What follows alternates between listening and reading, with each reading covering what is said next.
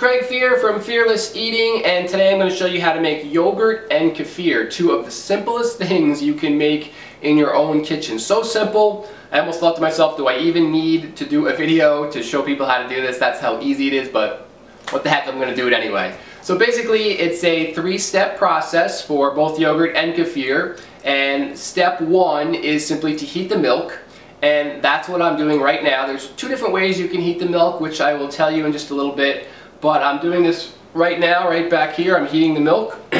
Step two is to inoculate the milk. So with the yogurt, you inoculate it with yogurt. With kefir, you inoculate it with kefir grains. And then step three is just you incubate the milk with those cultures in there for a certain time period. So for kefir, this is very easy. You just set it out at room temperature and it will turn into kefir. And for yogurt, a little trickier. You got to get it the temperature at around 100 degrees, so you need a heat source for that. Lots of different ways you can do it, but I'll show you my funky, creative way in which I do it in my house. Now, as far as heating the milk, just one little tip about that is I use raw milk, and if you have a good source of raw milk, you want to heat it to about 110 degrees.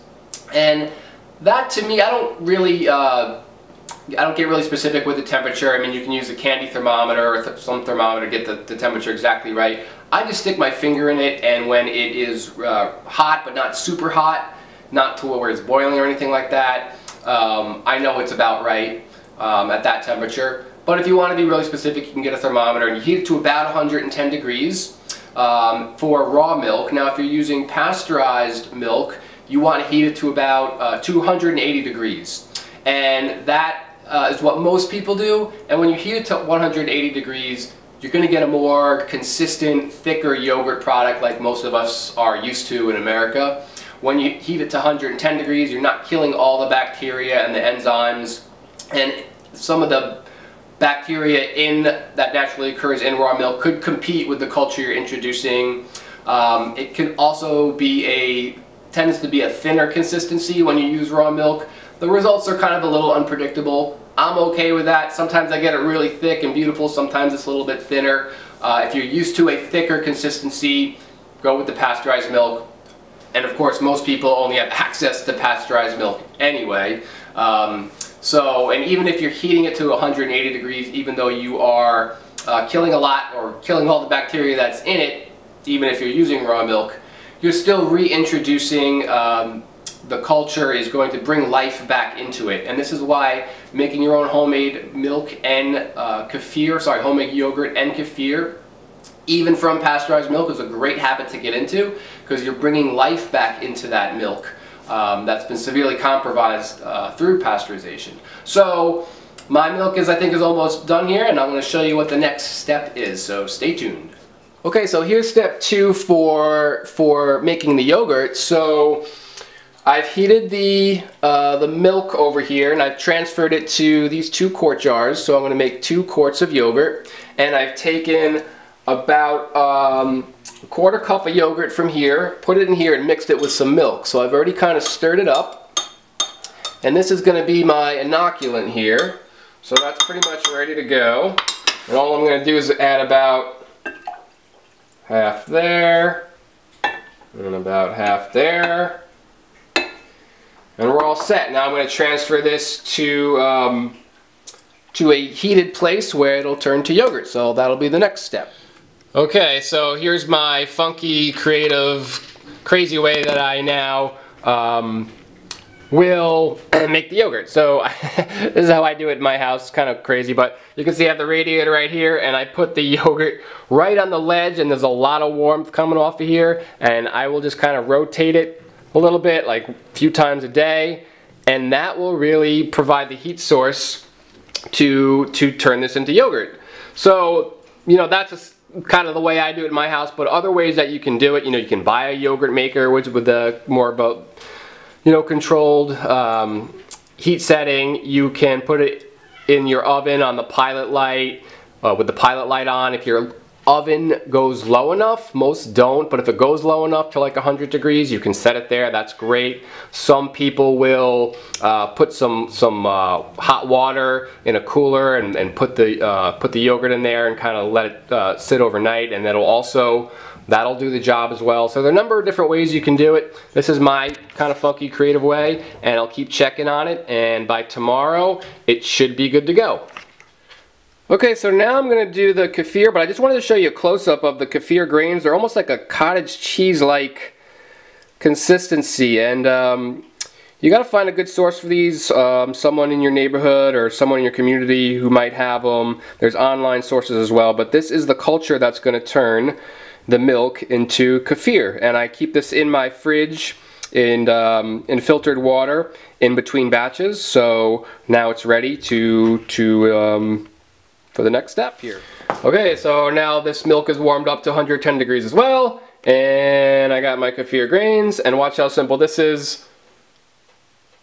Boom.